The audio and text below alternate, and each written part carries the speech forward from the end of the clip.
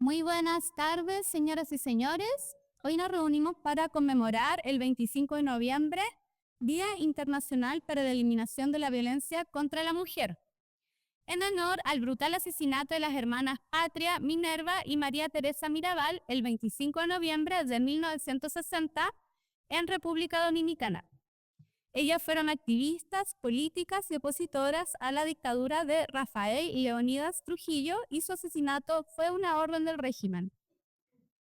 Después de este hecho, en 1999, la Asamblea General de las Naciones Unidas proclamó oficialmente el 25 de noviembre como el Día Internacional para la Eliminación de la Violencia contra la Mujer.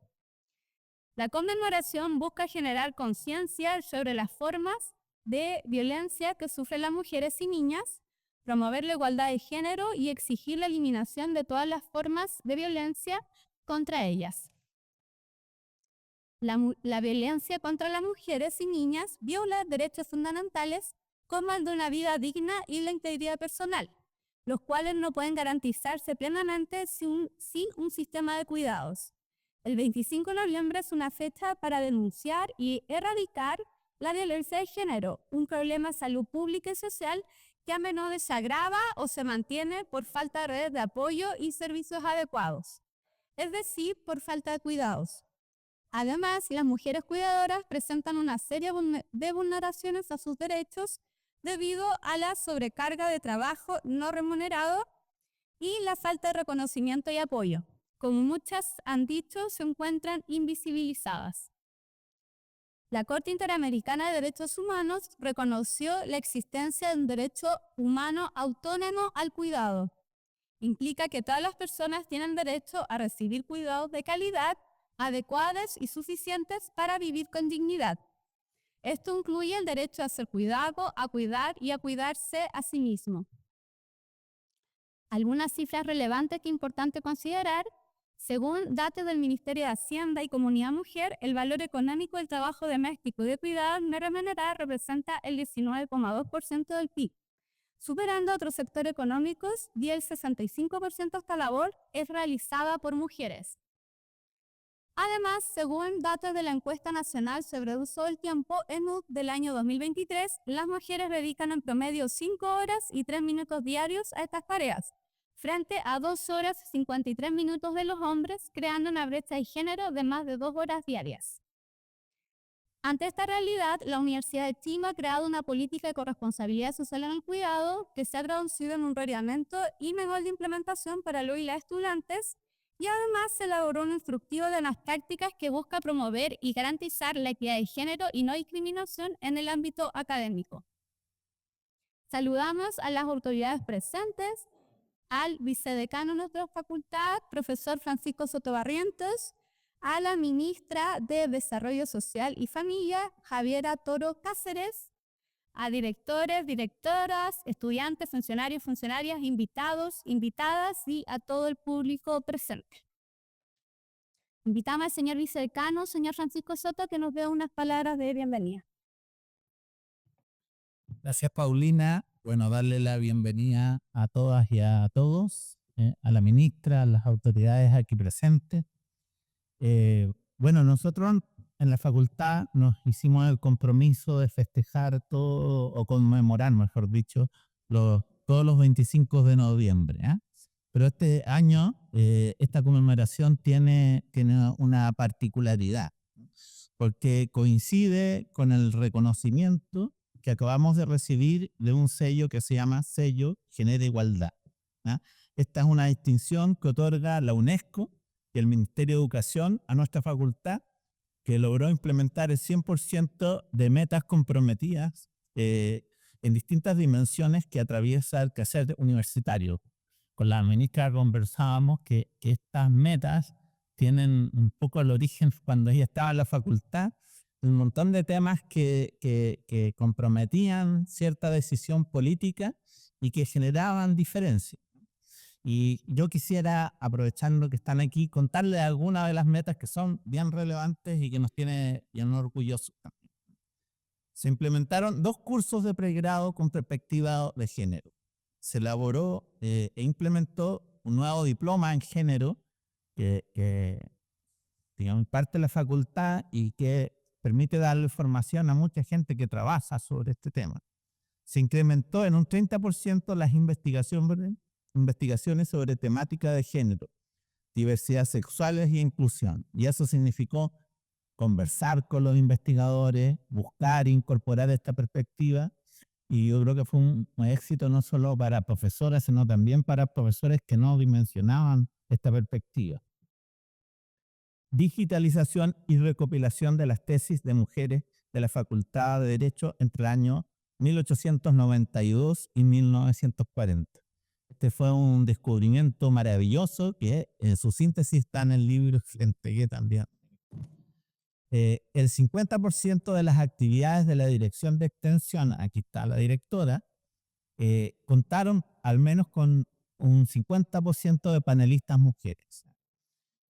Diseño e implementación de una campaña comunicacional donde se visibilizaron los aportes de las mujeres al derecho. Concurso de microcuentos dirigido a estudiantes de pregrado de la diversidad sexual. Comisiones de magíster y doctorado que incorporan al menos una académica.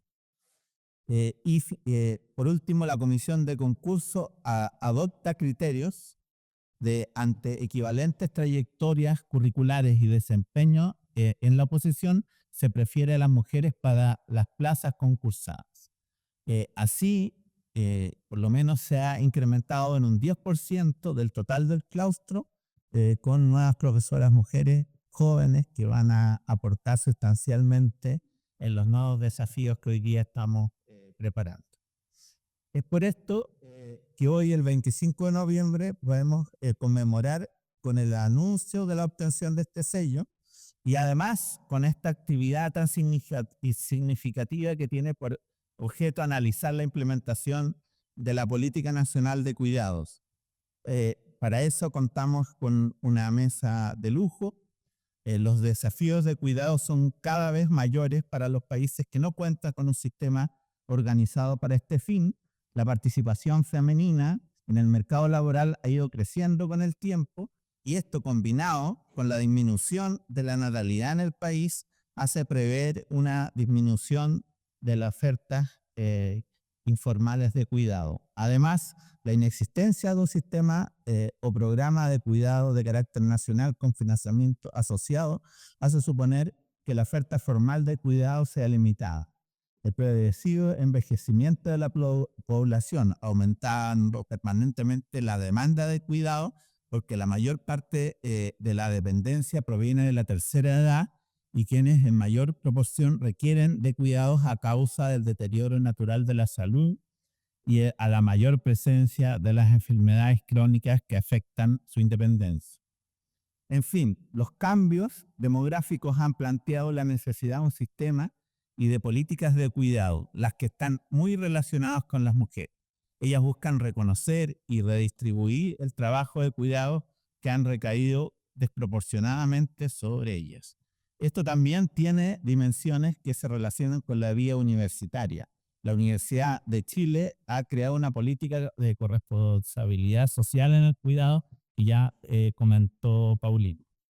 De ahí la importancia de una actividad como la que vamos a desarrollar hoy, donde va a participar la ministra de Desarrollo Social y Familia, Javiera Toro, la profesora de nuestra facultad, Cecilia Domínguez, Carolina Dizama, presidenta de la Fundación de Mujeres, Derecho y Cuidados, y Constanza Cárdenas, jefa del Departamento de Diversidad e Inclusión de la Municipalidad de Providencia, con quien hicimos un curso hace poco para nuestros funcionarios que reciben y contactan a público y que básicamente permite darle herramientas para trabajar mejor con diversidad.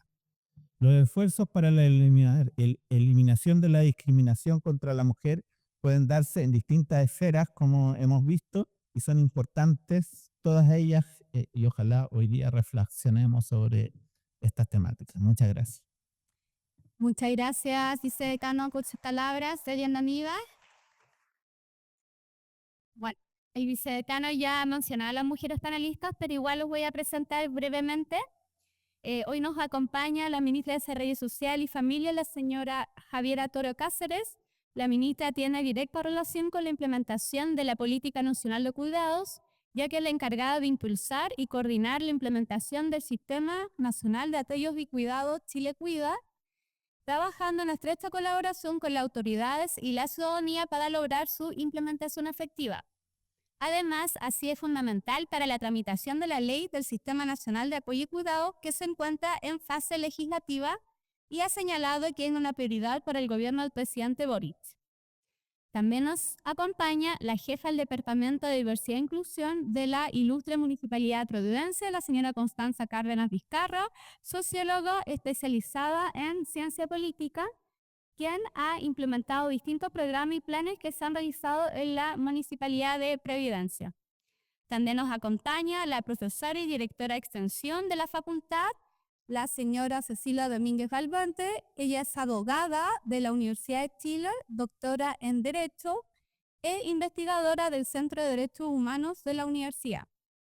Finalmente, nos van a presentar a Carolina Lizama Rojas, presidenta y fundadora de la Fundación Mujeres, Derechos y Cuidados, MUDECU, organización creada el año 2023, que nace desde la experiencia cotidiana del cuidado. Mujeres que cuidan a personas con discapacidad, dependencia severa, enfermedades crónicas y personas mayores. Desde el 2024, Carolina comenzó a acompañar de manera permanente el proyecto de ley que actualmente se encuentra en tramitación.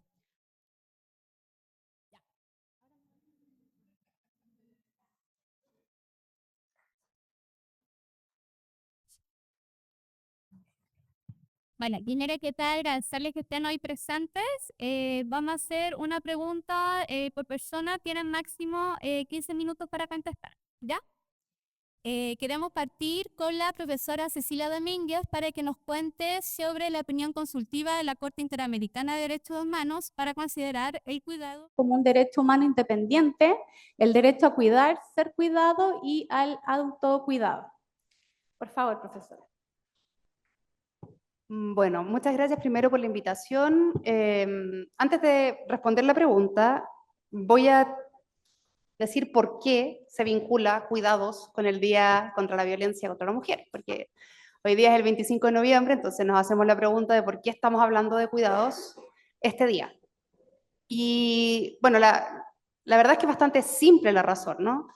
Nosotros vivimos en un sistema heteropatriarcal en el que las mujeres han sido relegadas al espacio privado, mientras que a los hombres se les ha permitido dominar el espacio privado al mismo tiempo que estar en el espacio público.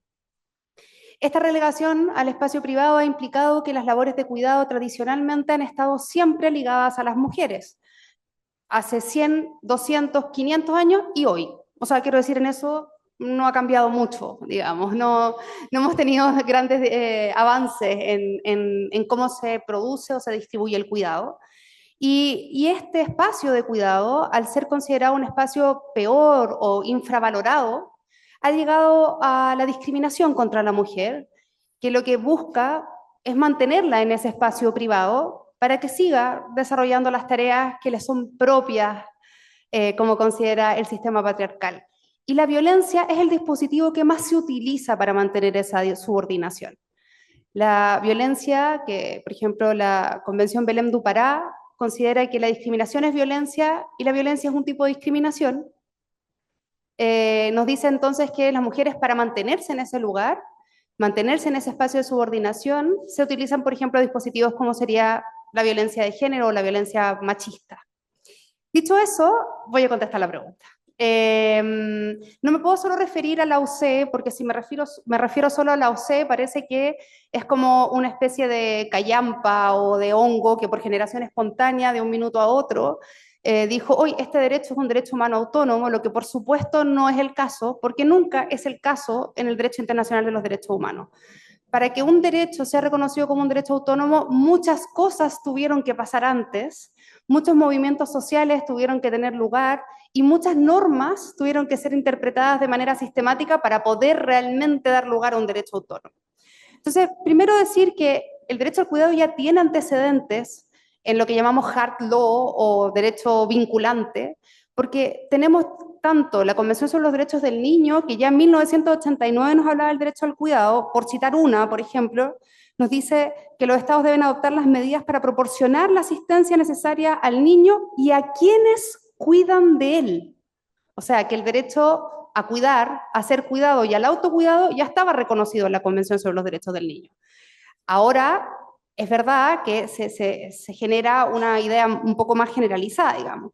Luego, la Convención Interamericana para la Protección de los Derechos Humanos de las Personas Mayores también establecía que los estados debían asegurar el acceso sin discriminación a servicios integrales de atención social, sanitaria y atención preferente. Y una norma bastante similar existe también en la Convención Interamericana para las Personas con Discapacidad.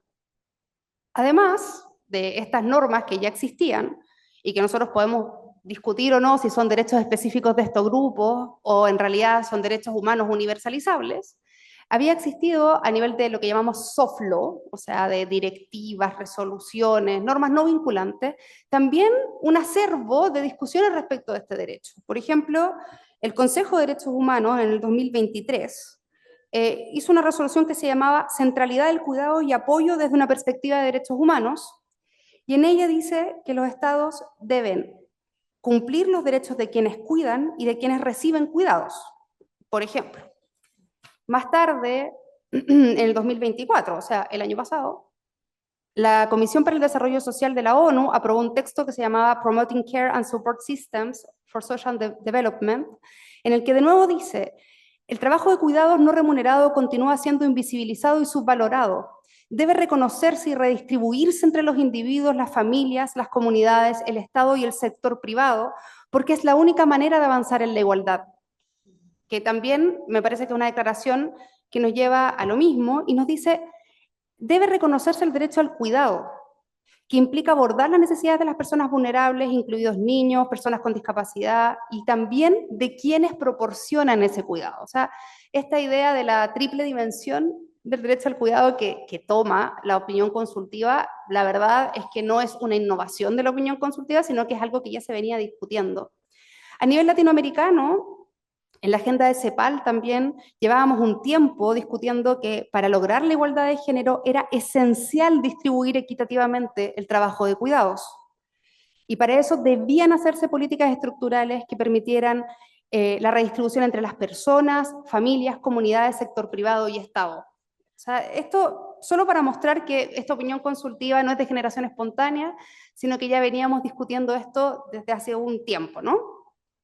Bueno, una opinión consultiva, algunos de ustedes lo sabrán, hay una discusión sobre si es realmente una sentencia, o sea, que es vinculante, o en realidad es un lineamiento de interpretación de lo que en el tratado existe. De todas maneras, decimos que por lo menos es una interpretación auténtica, lo que jurídicamente significa que es la interpretación correcta de una norma. Y la Corte se preocupa, por tanto, de citar cada una de las normas en las que estaría este derecho para decir que existe. Este derecho autónomo, según nuestra Corte, estaría en los artículos 5, 4, 5, 7, 11, 17, 19, 24, 26 y 1.1. ¿Por qué digo todos estos artículos? No para decirles de qué se trata cada uno de ellos, sino para decir que el derecho al cuidado parece estar transversalmente en la Convención Americana de Derechos Humanos y no ser una norma simplemente, sino que es una forma de ser interpretada. Y la Corte reconoce entonces que hay tres dimensiones en este derecho. Por una parte, el derecho a ser cuidado, y ahí como derecho social, porque reconoce que se trata de un derecho social, le reconoce los mismos atributos que los derechos sociales. O sea, este derecho a cuidado tiene que ser accesible, asequible, de calidad, aceptable. ¿Qué significa eso? La aceptabilidad es la aceptabilidad cultural, o sea, que me cuiden de la forma que en mi cultura significa ser cuidado. La accesibilidad es la accesibilidad tanto física como de que físicamente pueda acceder a un sistema de cuidados, pero también que este sistema de cuidado identifique las diferencias entre las personas que van a ser cuidadas, que es algo que discutíamos al principio, porque la persona que necesita de cuidados no tiene un perfil único, pese a que a la cultura sí le da determinadas exigencias para ser merecedor de cuidado, ¿no? Pero esa ser merecedor de cuidado culturalmente no significa ser merecedor de cuidado jurídicamente, porque acá nos están señalando que hay que reconocer la diversidad de quien es cuidado y entonces establecer medidas distintas dependiendo del perfil de esa persona que requiere de cuidados. Y además tiene que ser asequible. ¿Qué significa eso? Que yo pueda costearlo. O sea, que uno pueda acceder a un cuidado que pueda pagar. Además, nos dice que existe un derecho a cuidar en condiciones dignas, lo que significa que ese cuidado debe garantizar que el cuidador o cuidadora mantenga un bienestar físico, mental, emocional, espiritual y cultural. También conversábamos al principio con Carolina. Yo también soy cuidadora, porque también tengo una hija que tiene autismo, y decía, qué difícil es esto, ¿no? O sea, cuidar logrando ese nivel de bienestar y no cuidar a costa del bienestar, que es la forma en que las mujeres en general cuidan, ¿no? Y por último, el derecho al autocuidado, que también es una forma de desromantizar el cuidado, porque el cuidado está totalmente romantizado en nuestras culturas y la madre mártir sigue siendo uno de los símbolos de la cultura occidental. O sea, una buena madre es aquella que se martiriza por el cuidado de sus hijos. Y acá la opinión consultiva dice que para que las personas puedan cuidar, tienen que tener derecho a contar con tiempos, espacios y recursos para cuidar de sí mismas, que es lo que llamamos tiempo fuera, ¿no? Y eso es porque necesitamos, para cuidar bien, mantener espacios descontaminados de la labor de cuidado. En cuanto a principios rectores, nos establece 3, y que voy a hablar, podría hablar de más, pero como tengo 15 minutos y voy a cumplir mi tiempo. Tenemos por una parte la corresponsabilidad, que yo creo que este es el gran desafío de la opinión consultiva. Las grandes críticas que se hacen a la opinión consultiva es que parece reconocer el cuidado tal como está y no realmente establecer sistemas de incentivos para que se redistribuya el cuidado, porque lo complejo es cómo redistribuyo el cuidado cuando no existen incentivos para ello. De hecho, los incentivos económicos están en el otro lado. Si los hombres ganan un 30% más que las mujeres en una sociedad como la nuestra, ¿cuál es el incentivo económico que el cuidado se redistribuya? Para una familia, cualquiera, digamos. ¿Cómo lograr que eso se redistribuya si no tenemos esos incentivos? Y se ha criticado mucho la opinión consultiva porque no trabaja profundamente eso, no se hace cargo de cómo tendríamos que producir incentivos claros y bien diseñados para que el cuidado realmente sea compartido. Además, el otro principio importante es la solidaridad, ¿verdad? Que implica que las sociedades, si consideran que el cuidado es un derecho humano, debiesen estar dispuestas a solidariamente contribuir al cuidado que se realiza, que es un poco que nosotros lo tenemos totalmente establecido como en la Teletón, ¿no? O sea, parece ser que la solidaridad nace y muere para la Teletón. No obstante, aquí estamos hablando de sistemas que estructuralmente permitan que algunas personas puedan dedicarse al cuidado de otros, considerando que además todos vamos a ser cuidados dada la longevidad de la población. Actualmente todas las personas llegan a edades bastante avanzadas por lo que requieren de cuidados y lo que se necesita es un sistema que estructure ese cuidado y que no dependa de la autonomía familiar. Que la autonomía familiar da lo que da también su capacidad económica, da lo que da la capacidad de las mismas personas que terminan en Chile por lo menos con altísimos índices enfermándose para cuidar.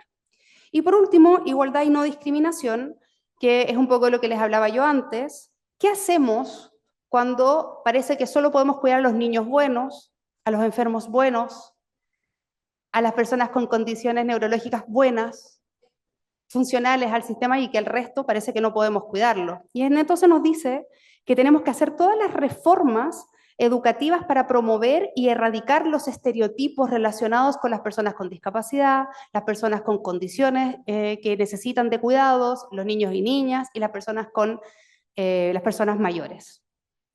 Por último, me voy a referir a los deberes del Estado, dado que estamos hablando de, luego para darle el pase luego al Estado que va a hablar de eso, entonces para hacer el vínculo.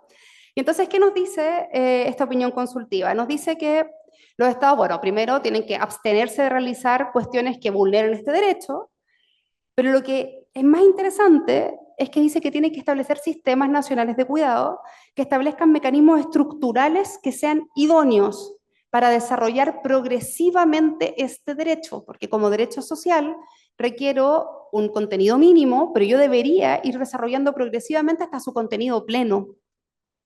Y para eso es necesario que entonces existan políticas públicas que también tengan enfoque de derechos humanos, que se basen en análisis situacionales del derecho al cuidado que nos permitan participativamente saber cuál es el estándar de protección actual del derecho al cuidado para poder saber si es que efectivamente la política produce un cambio, ¿no? Si no, ¿cómo vamos a medir o evaluar que esta política cambia o redistribuye este cuidado del que estamos hablando? Lo que implica que tiene que tener un sistema de rendición de cuentas, que tiene que tener enfoque de derechos, por lo que buscamos no es la asistencia, sino la autonomía de las personas que requieren de cuidados, cómo promovemos esa autonomía.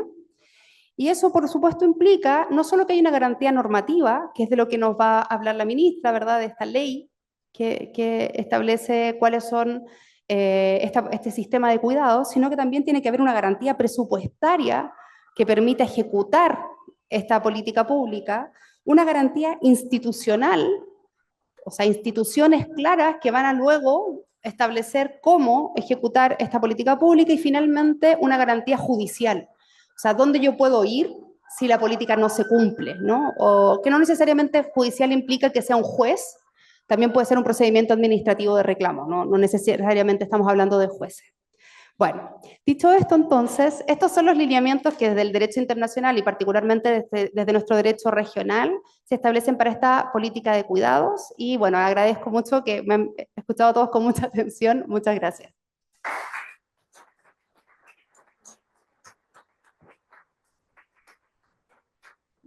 Muchas gracias, profesora Cecilia Domínguez, por contarnos la evolución del derecho al cuidado en el derecho internacional, también de forma transversal en el sistema interamericano de derechos humanos y por contarnos también las características que debiese tener el derecho a cuidar, ser cuidado y al autocuidado.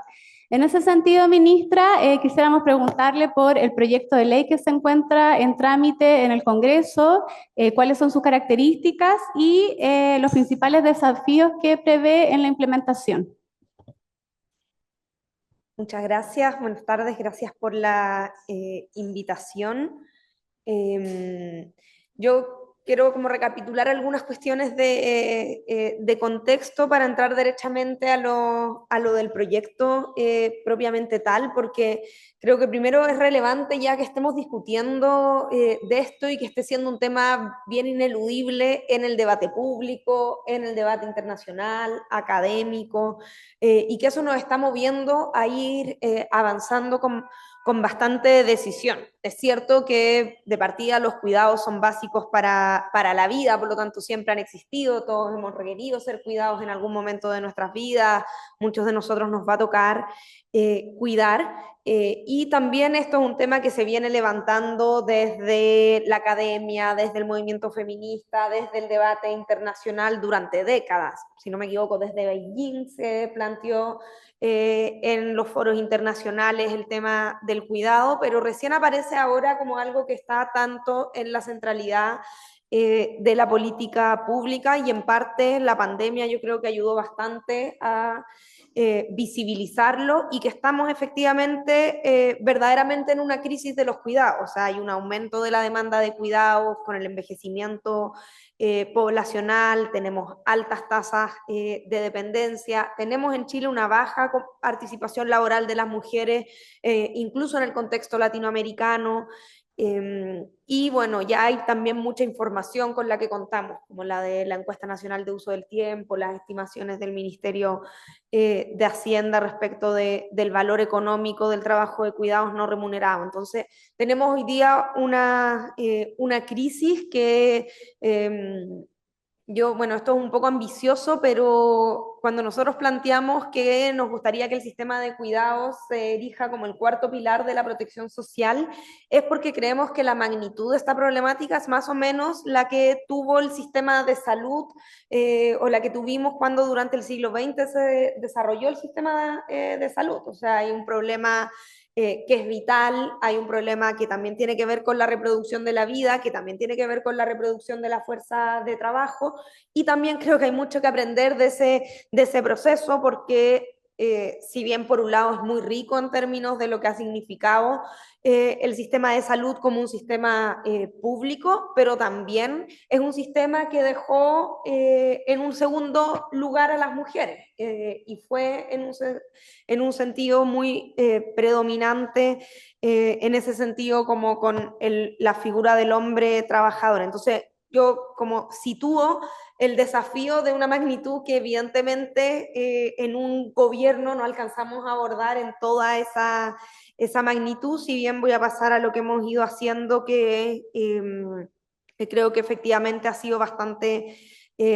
decidido, y quiero reconocer a las organizaciones, aquí a Carolina, que es parte de una de las organizaciones que nos ha acompañado muy decididamente, pero si no hubiera sido por su rol tan activo, que además en el caso de las cuidadoras es tanto más complejo organizarse y participar, no estaríamos avanzando.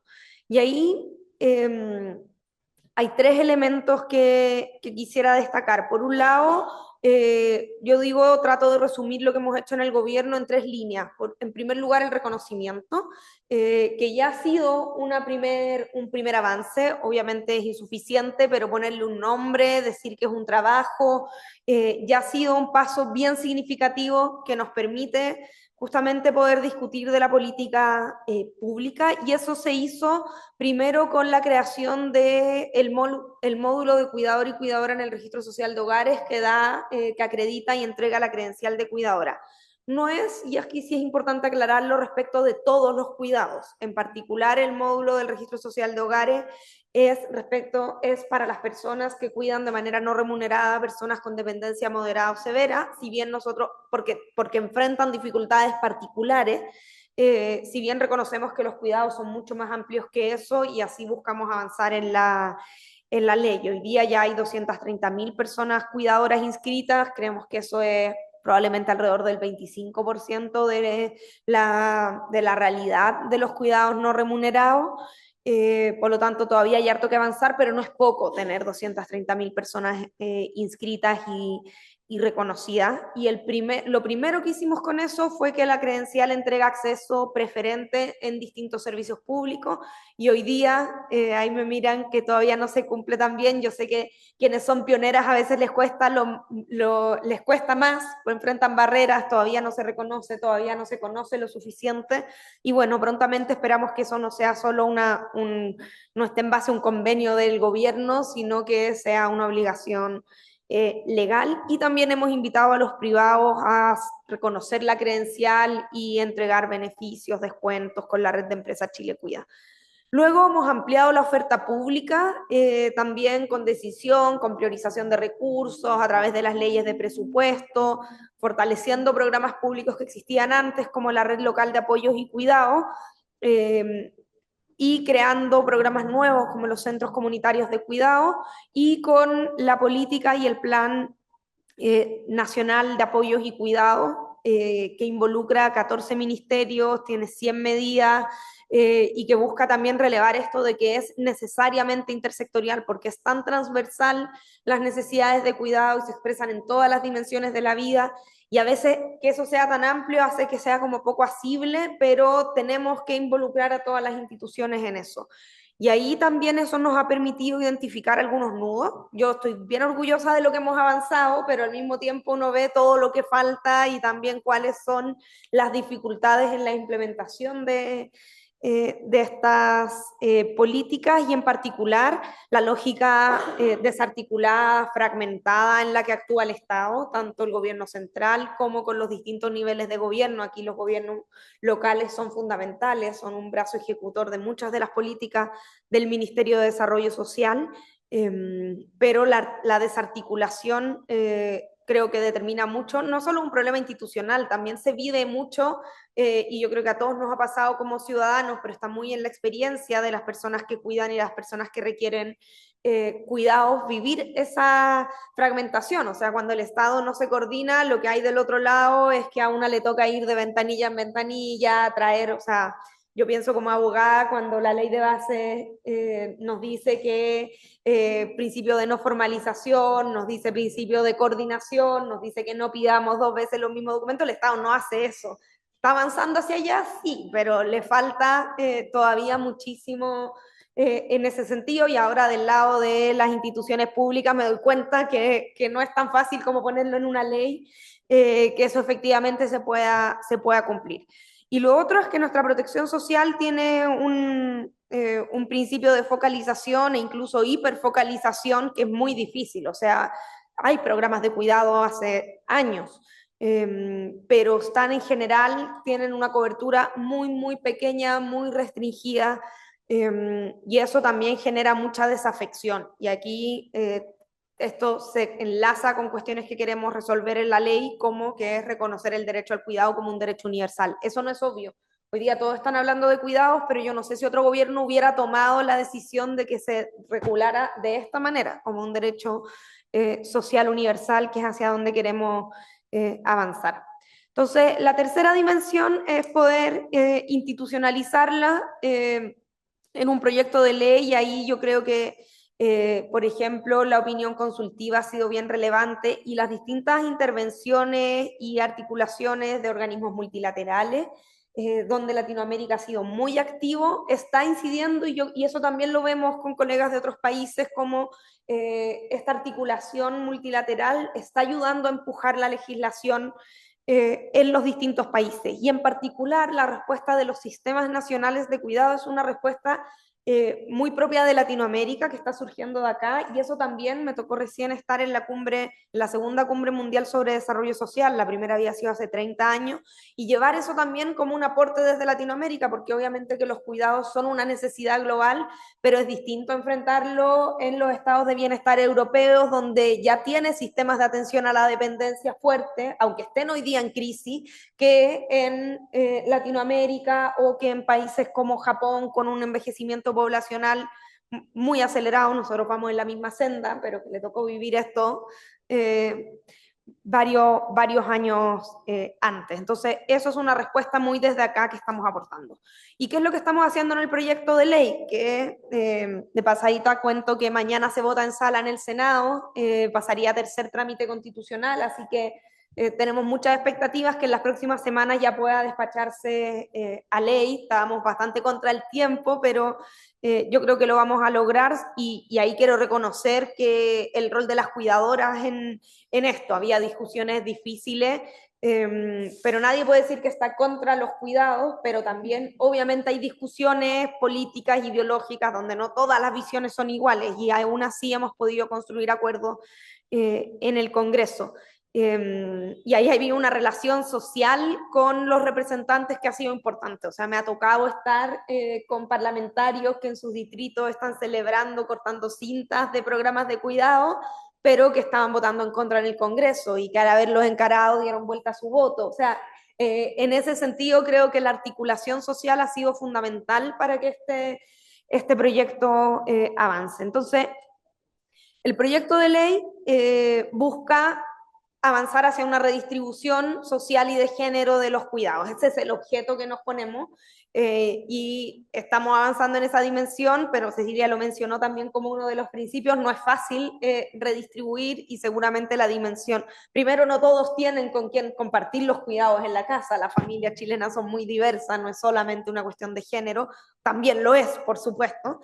Y ahí necesitamos al Estado, a la comunidad presente, pero además probablemente la dimensión más cultural es una que la ley no va a cambiar, tiene que generar condiciones, por supuesto, y ahí hay otras condiciones que acompañan esto. O sea, la ley de pago efectivo de pensiones de alimentos, la disminución de la jornada laboral, sala cuna, que espero que también se apruebe en los próximos meses, ley de conciliación, son todas legislaciones que también apuntan en esa dirección, pero obviamente que por sí solas no son suficientes. Y el proyecto de ley reconoce el derecho al cuidado en su triple identidad, tal como lo ha señalado la opinión consultiva: el derecho a cuidar, a ser cuidado y al autocuidado. Y de hecho, en el camino de la tramitación salió la opinión consultiva, y ahí las últimas indicaciones también lo adaptaron, y diría que ayudó harto la opinión consultiva, que pudiera ir un poquito más allá incluso de lo que habíamos planteado, de lo que había salido originalmente de la Cámara. con las indicaciones que introdujimos en el Senado. El segundo elemento que quisiera destacar es que reconoce una titularidad amplia del derecho al cuidado. Esto fue una discusión. Y los titulares del derecho al cuidado en el proyecto son niños, niñas y adolescentes, personas con discapacidad, personas con dependencia, personas mayores, personas cuidadoras remuneradas y no remuneradas. Es muy amplio y esto fue una discusión. Pero nos pareció que en el contexto de una ley que crea el sistema, que tiene que ser una ley marco, tenía que incluir a todos estos titulares. No, o sea, reconocemos que no estamos avanzando con la misma intensidad y la misma velocidad respecto de todos estos titulares, porque tiene una dimensión y un avance gradual, pero nos parecía importante hacerlo. Todavía hay una discusión pendiente ahí, no sé si van a renovar las indicaciones, pero se quiso dejar fuera sobre todo a niños, niñas y adolescentes. Principalmente, a cuidadoras remuneradas también. Pero la ley reconoce que hay regulaciones distintas, por supuesto que es distinto cuidar a niños, niñas y adolescentes con un principio de autonomía progresiva, es distinta la protección que requieren las cuidadoras no remuneradas, que prácticamente hoy día no tienen, que las cuidadoras remuneradas, que tienen toda la regulación del Código del Trabajo, pero no significaba que tuviéramos que dejarlas fuera. Entonces, ese es uno de los componentes del proyecto de ley, que es esta titularidad amplia. Y luego el otro elemento que establece es que el derecho al cuidado es universal y que se tiene que garantizar de manera gradual y progresiva a las personas que en atención a su situación de dependencia o por no haber alcanzado su plena autonomía requieran recibir cuidados, y a las personas cuidadoras, sean estas remuneradas o no remuneradas. Aquí quiero destacar, además, porque es una convicción, la importancia de la autonomía. Esto surge de las cuidadoras en parte importante por la falta de autonomía que eso significa, pero también desde el mundo de vista, sobre todo desde el punto de vista del mundo de la discapacidad, sobre todo también de las organizaciones de personas mayores, ha sido puesto en el centro la autonomía, y eso nos obligó también a hacer cambios durante la tramitación, porque muchas veces se plantean los cuidados de una manera bien asistencialista, y por eso también los apoyos son tan relevantes, y lo que queremos es finalmente que todos puedan desarrollar sus proyectos de vida, las personas cuidadoras y las personas con dependencia y los niños o niñas. Entonces ese elemento de autonomía y de prevención también es bien relevante. Entonces, así reconoce el derecho al cuidado. Luego crea el Sistema Nacional de Apoyos y Cuidados, que no me voy a tener en la institucionalidad, pero la idea es que sea un sistema que tenga una articulación y que pueda tener este carácter efectivamente intersectorial que le cuesta tanto a las políticas públicas, y que además tenga un nivel político en el Ministerio de Desarrollo Social, un nivel ejecutivo en la Secretaría de Apoyos y Cuidados y un nivel participativo, y que todo esto tenga un correlato regional. Y ahí dejo quizás para la discusión a ver cómo esto se va a implementar. No es fácil estar en un proceso de descentralización, donde, por ejemplo, los gobiernos regionales están recién empezando a tomar la atribución de poder tener sus propios programas sociales, lo que sin duda también genera cierta tensión que hemos querido resolver acá, pero vamos a ver cómo se implementa, porque el Ministerio de Desarrollo Social tiene la visión sobre los programas sociales y en general los municipios ejecutan programas del Ministerio de Desarrollo Social o desarrollan los suyos propios, no siempre están articulados, y ahora aparecen los gobiernos regionales, qué rol van a cumplir. Estamos creando una institucionalidad para abordar eso, vamos a ver cómo funciona, pero no es algo sencillo. Y por último, el proyecto de ley, y esto también fue una discusión, establece una oferta programática garantizada.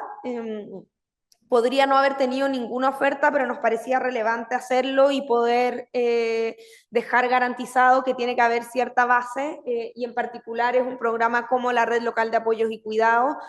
Obviamente las demandas de cuidados son tremendas, pero decidimos priorizar con principio de universalidad los hogares donde hay personas con dependencia severa. El programa también está orientado a personas con dependencia moderada y sus cuidadores, pero decidimos focalizarnos por los recursos restringidos que hay en la dependencia severa, y regula cómo otros programas pueden ingresar también al sistema. Y solo voy a mencionar muy cortito dos grandes desafíos que tenemos que van a requerir la continuidad. Primero, la cobertura, si bien ha crecido exponencialmente en este gobierno, sigue quedándose muy corta, y ahí la sostenibilidad financiera del sistema es un reto importante, eso lo hemos visto en otros países también. Yo creo que esa es la principal preocupación, y ahí deberíamos avanzar quizás hacia asignaciones presupuestarias plurianuales, que podamos garantizar ciertos elementos de financiamiento. Yo creo que es el principal desafío. Muchas gracias. Gracias, ministra. Gracias, ministra, por contarnos sobre los principales desafíos del proyecto de ley. Es un proyecto ambicioso que requiere descentralización, coordinación interministerial, presupuesto, obviamente. Y en ese sentido, en el ámbito de la coordinación, nos acompaña Constanza, que representando a la Municipalidad de Providencia, y quisiera que nos contaran un poco sobre los principales programas que tiene la municipalidad para garantizar en el fondo este derecho al cuidado y si se relaciona con lo que existe a nivel central. Muchas gracias por la invitación. Muy buenos días todavía, o ya tarde. Muy buenas tardes a todas y todos los presentes. Muchas gracias por invitarnos como institución. Espero poder dar fe de todos nosotros como programáticamente como municipalidad y cómo nos comprometemos con los cuidados. Particularmente la Municipalidad de Providencia, donde estamos hoy en día, tenemos un compromiso muy importante con los cuidados y lo entendemos de manera transversal, y creo que ahí agradezco también las palabras de la ministra y que nos pueda visualizar un poco cómo se van entendiendo los cuidados de una manera un poquito más integral y no solamente o únicamente como se establece a nivel de cuidados remunerados y o cuidados, especialmente cuando uno piensa en ello, uno piensa en personas con discapacidad, pero nosotros también, por ejemplo, tenemos una amplia oferta en distintas temáticas. Particularmente Providencia, y creemos que los gobiernos locales son esenciales para promover este tipo de acciones, y son esenciales, creo que se escucha un rebote ahí, y son esenciales porque creemos que desde lo local precisamente se pueden ir generando un estándar que permita de alguna manera generar programas que sean específicos y muy asociados a la realidad comunal. Particularmente Providencia tiene una particularidad muy importante, y es que somos la comuna con el mayor índice de envejecimiento en Chile. Por lo tanto, creemos que las medidas que nosotros tomemos pueden ser pioneras y pueden ser relevantes para lo que se puede tomar ya a nivel nacional y otros gobiernos locales. Así que creemos que solamente las medidas que hoy día voy a hablar son las medidas que estamos trabajando hoy en día, sin prejuicio de todo lo que nosotros queremos como potenciar como agenda en materia de cuidados. Y nosotros tenemos tres grandes vértices en cómo nosotros abordamos, tres grandes áreas en cómo abordamos nosotros los cuidados. Tenemos primero, todos son los cuidadores de niños, niñas y adolescentes de nuestra comuna. También tenemos enfocado a personas mayores a través del departamento de adulto mayor. Y también nosotros, de hecho, particularmente en mi departamento, tenemos dos oficinas muy relevantes en estas temáticas. Primero la oficina de infancia y luego la oficina de discapacidad, en la que ambos tenemos programas y talleres específicos para estas comunas, o sea, para esta población objetivo, digamos. Y muy bien, como dijo la ministra también, nosotros también trabajamos en conjunto. Tenemos particularmente desde el gobierno el programa Lazos, por ejemplo, y a través de la Oficina de Infancia, que entrega herramientas parentales para el cuidado de adolescentes, sobre todo, que también son vértices que históricamente no se identifican como histórico del cuidado, pero que nosotros como municipio sí consideramos que debe haber una oferta específica para cuidadores, por ejemplo, en materia adolescente. Y de ahí aparecen dos espacios que nosotros consideramos muy valiosos y que cuidamos mucho también, que es el espacio comunitario interactivo y el programa de atención temprana. Estos dos programas están dirigidos a cuidadores de niños, niñas, en sus primeras etapas, que en el fondo entrega habilidades y herramientas para promover prácticas de buena crianza positiva y aprendizaje y potenciar y entregarle herramientas a los cuidadores en materia de crianza. Y siempre intentamos que estas actividades sean idealmente acompañadas de instancias de autocuidado, no solamente para los cuidados, o sea, para los cuidados, sino que también para los cuidadores. Siempre intentamos tomar un poco esas dos vértices y creemos que eso conversa muy bien con la reforma que está en el gobierno actualmente. También ya yéndonos un poco a lo que realiza el Departamento de Adulto Mayor, nosotros, porque somos una comuna con muchísimo adulto mayor, tenemos un departamento muy especializado en eso.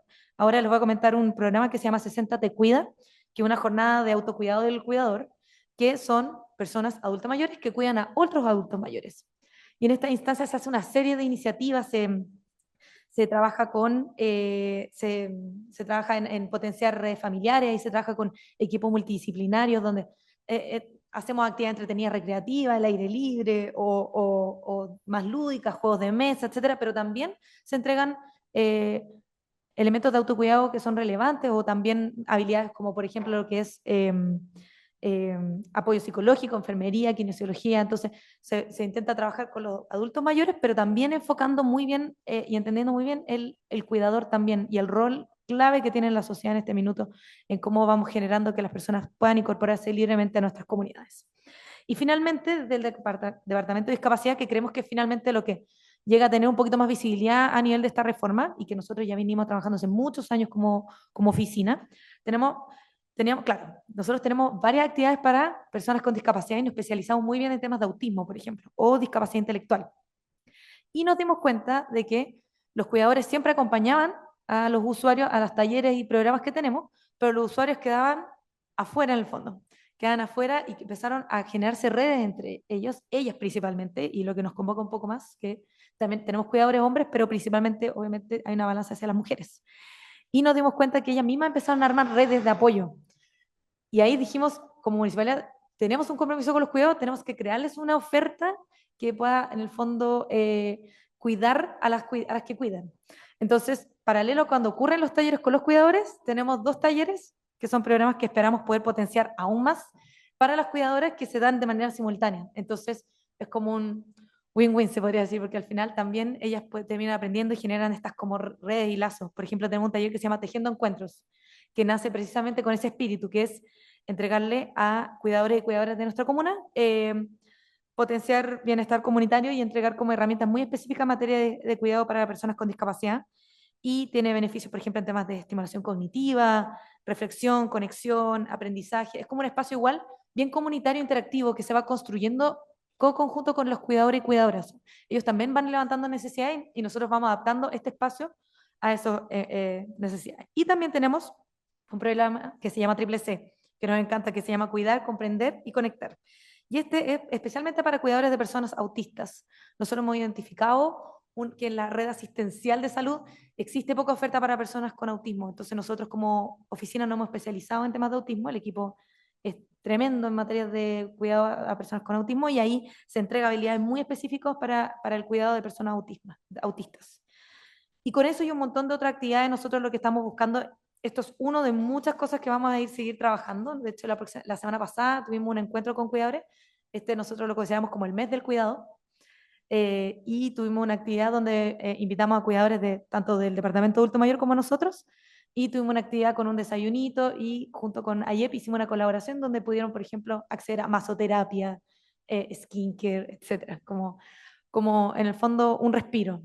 Y nosotros como municipalidad hemos trabajado en eso y la idea es seguir potenciando este espacio de respiro, que nosotros podamos ser articuladores desde lo local y como nuestra municipalidad y las características que tiene, nosotros consideramos que tenemos un rol, lo estamos teniendo, pero puede ser aún más. Entonces creemos que eso conversa muy bien, de hecho, con la reforma que está trabajando y un poco las palabras que ya han dicho los otros expositores, que básicamente la idea es entenderlo de una manera integral, una manera de derecho y una manera en la que podamos enfocar los cuidados desde lo local con una acción que pueda visualizarse aún más allá.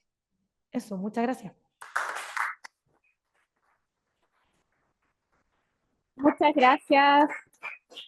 Gracias, Constanza, por contarnos la experiencia que se vive acá localmente, cómo hay distintos programas enfocados a las necesidades locales, ¿cierto? La realidad local. Y bueno, finalmente quisiera consultar a Carolina. La ministra ya ha dicho que, bueno, la fundación y las distintas fundaciones que existen en Chile han sido fundamentales para la tramitación de este proyecto. La fuerza que ustedes han colocado en el proyecto, en el Congreso y también en su propia labor. Así es que quisiera conocer tu experiencia como cuidadora, como participante, como presidenta en MUDECU y también tu labor en el Congreso. Buenas tardes, muchas gracias. Para mí es un honor estar aquí en la Facultad de Derecho. Y no solamente en la facultad, sino que en la academia, que es primera vez que nos toman en consideración como organizaciones de cuidadoras para hablar sobre la opinión de un sistema nacional y no ser a quien está dirigida el conversatorio. Quiero partir contando mi historia como cuidadora. Mis hijos nacieron prematuros y los dos estuvieron conectados en apnea, con monitor de apnea, y desde ahí comenzó. Mi hijo tiene 20 años, entonces llevo más de 20 años cuidando. Pero esto no significa que en ese momento yo me di cuenta que era una persona cuidadora, sino que lo consideraba que era algo natural por el solo hecho de ser mamá, que yo tenía que ser quien estuviera las 24 horas del día cuidando a mis hijos. Luego, el 2015, mi abuelita fue diagnosticada con Alzheimer y tuve que cambiarme de región. Yo vivía acá en Santiago y me cambié a la quinta región porque ella vivía allá, y acompañar a mi mamá en el cuidado de mi abuelita. Mi abuelo también es una persona mayor. Mi abuelita tenía 81 años, mi abuelo casi 90 años. Entonces estaba a cargo de ellos también, más mis dos hijos, y acompañando a mi mamá, que ya había tenido en ese entonces 2 infartos. En estos momentos cuido a mis dos hijos que tienen autismo, a mi mamá que lamentablemente hace poco sufrió una ACV, entonces requiere más cuidado todavía. Mi hermana que fue diagnosticada con un cáncer en etapa 4 y quedó postrada. Mi abuelita, que en paz descanse, y mi abuelito que este año falleció luego del 23 de abril, y yo el día 22 de abril estuve en la Comisión de Familia exponiendo justamente sobre el Sistema Nacional de Apoyo Cuidado. Hablar de cuidado para mí, como pudo hablar con Paulina, yo podría estar una hora o a lo mejor un día completo hablar qué es lo que significa cuidar. En Chile, en estos momentos, nosotros cuidamos en total abandono, que es justamente lo que explicaba la profesora, que es la primera violencia que existe, y doy gracias de que sea justamente hoy día donde hablamos este tema, porque lo primero que nosotras como cuidadoras hablamos es que hemos durante mucho tiempo cuidado en total abandono, sin ningún reconocimiento. Y este gobierno fue quien levantó la idea y el reconocimiento para nosotros. Yo recién, el 2019, una amiga me dijo, o sea, estábamos 3 personas y una me dice, ¿qué es lo que haces tú? Me dijo, nada, estoy en la casa. Entonces ella me dice, ¿cómo que nada? ¿Cuidas a tus hijos? ¿Cuidas a tu abuela? ¿Cuidas esto? Me dijo, estás trabajando todo el día. Y ese día recién empecé a darme cuenta qué es lo que significaba de lo que yo estaba haciendo de mi vida. Porque cuando nosotras quedamos encerradas entre 4 paredes, quedamos invisibilizadas para toda la sociedad. Quienes vivimos, o sea, todos vivimos la pandemia. Y creo que ahí es el único momento donde ustedes se pueden dar cuenta lo que nosotros seguimos viviendo. Nosotros seguimos viviendo en pandemia. Y quiero agradecer a la ministra y al equipo asesor de la ministra, porque quienes me conocen, yo soy una persona que me cuesta hablar, me cuesta enfrentarme a otra persona. También estoy diagnosticada con autismo, al igual que mis hijos. Entonces me cuesta relacionarme. Pero he aprendido a que tengo que mostrar, a poner mi voz de lo que yo estoy viviendo y de lo que muchas de nosotras estamos viviendo. Doy gracias también hoy a GAFA, que nos está acompañando, Grupo de Apoyo Familiares de Personas con Alzheimer. Yo Cuido, que es otra organización con la que nosotras trabajamos, y como lo dijo muy bien la ministra, las cuidadoras, cuando estamos organizadas y nos acompañamos, podemos hacer grandes cambios. Y lo vimos mientras estuvimos en la discusión en la Comisión de Desarrollo, en la Cámara de Diputados, en la Comisión de Hacienda, donde también expusimos, y luego en la Comisión de Familia en el Senado. Lugares que para mí eran inaccesibles antes, que consideraba que yo no iba a poder nunca ingresar, y ver que también hemos puesto, porque entendemos el cuidado muy ampliamente, que hemos puesto en la Comisión de Seguridad, y también hemos relevado el tema que todos hemos vivido con respecto a la crisis tarifaria eléctrica. porque tenemos que poner estos temas porque también es cuidado. Con respecto a MUDECU, nace justamente porque mis amigas y mis compañeras vieron que yo estaba siendo apagada, cada vez encerrándome más entre las cuatro paredes y no podía, ni siquiera tenía tiempo para conversar por una videollamada. Y partieron ellas con una videollamada para que empezáramos a cocinar. Y cocinábamos juntas a través de esta videollamada.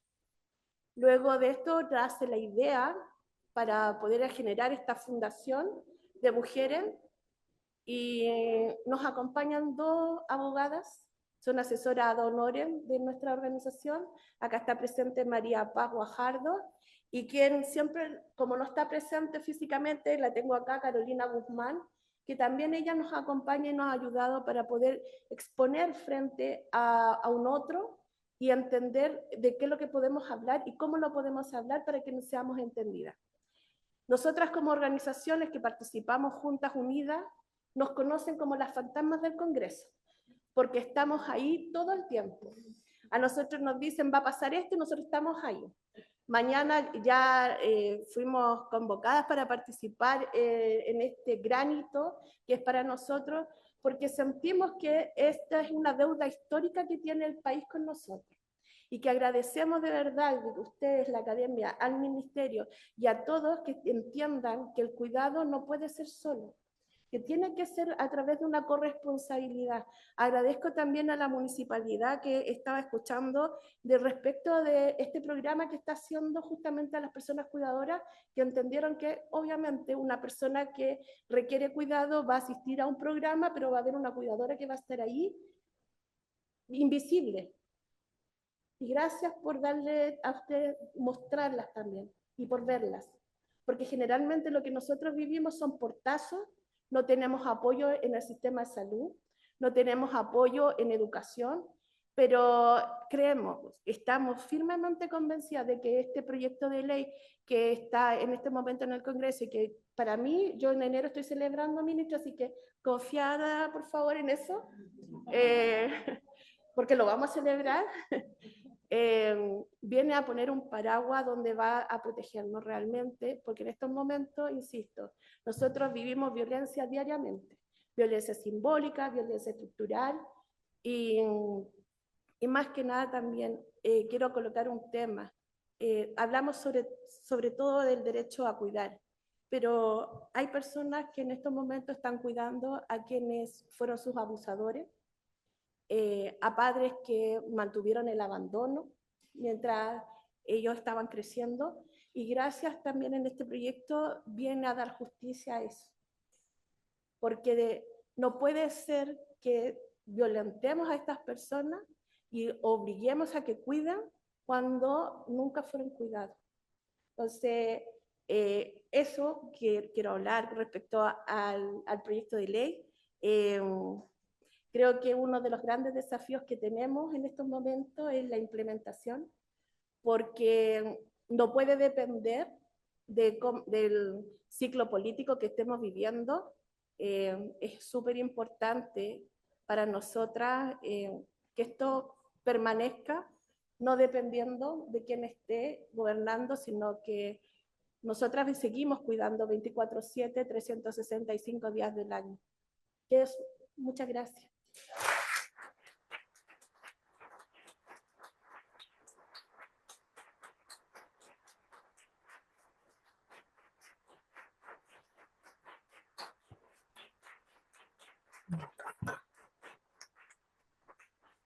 Muchas gracias, Carolina, por contarnos tu experiencia, por ser una representante acá de las fantasmas del Congreso.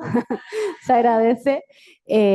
Bueno, difícil la labor, pero qué bueno que han podido impulsar este proyecto. Me alegro mucho y ojalá que en enero ya se pueda dar luz verde. Eso. Y después ahí, muy bien.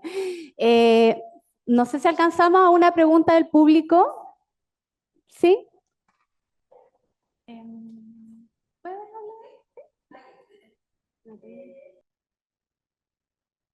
Por favor, ministra.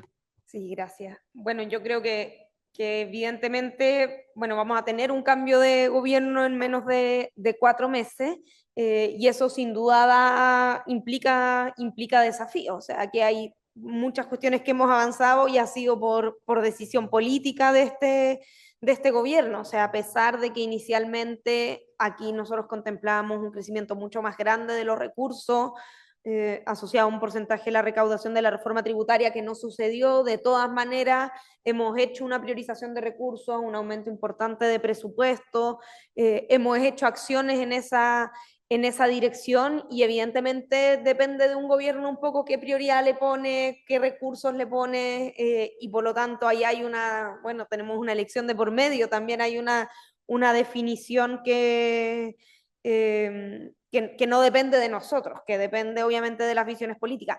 Nadie públicamente dice que está en contra de que haya un sistema de cuidado, pero obviamente en cómo se materializa eso, cuál es la visión, qué recursos tiene, cuando se discute, por ejemplo, sobre recortes al gasto público, ahí hay visiones distintas, pero por lo mismo, para nosotros es tan importante que se apruebe la ley. Sabemos que la implementación de las leyes también depende de voluntad política, pero si se aprueba la ley deja establecido cuestiones como la universalidad del derecho al cuidado, y deja establecido la progresividad, son elementos y argumentos jurídicos fuertes para decir que al menos no puede retroceder, y que no pueden cambiar los criterios de focalización. Ahora, obviamente una administración tiene mucho poder para interpretar eso de distintas maneras, pero entre otras cosas, por eso es tan importante para nosotros que se apruebe la ley, porque quizás no crezcan más centros comunitarios de cuidado, pero no debieran retroceder si es que se aprueba la ley. Ojalá que no sea así. Nos planteamos llegar a todas las comunas con la red local de apoyo y cuidado, estamos llegando a 215, y yo siempre lo digo, o sea, pasar de 90 comunas y 5.000 diadas a 215 comunas y 307.000 diadas en 3 años, es para la administración pública, para los municipios que ejecutan, un salto tremendo y un esfuerzo tremendo, y aún así tan insuficiente. Entonces, que eso continúe obviamente depende de los siguientes gobiernos, pero creo que la ley nos da un respaldo para eso.